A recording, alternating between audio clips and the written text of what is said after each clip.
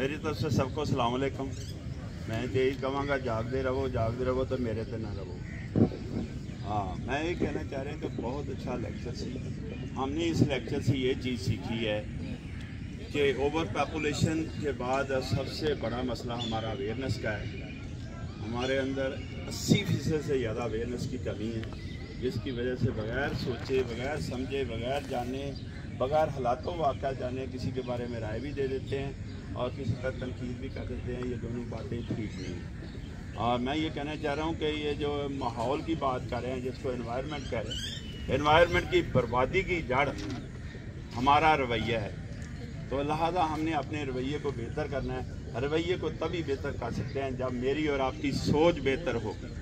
जब मेरी और आपकी सोच बेहतर होगी तभी हम तवानाई और ये टाइम हम बामकसद और मुस्बत मकासद के लिए हम इस्तेमाल कर सकेंगे। बहुत शुक्रिया सब के लिए। दुआए खैर, अल्लाह खैर।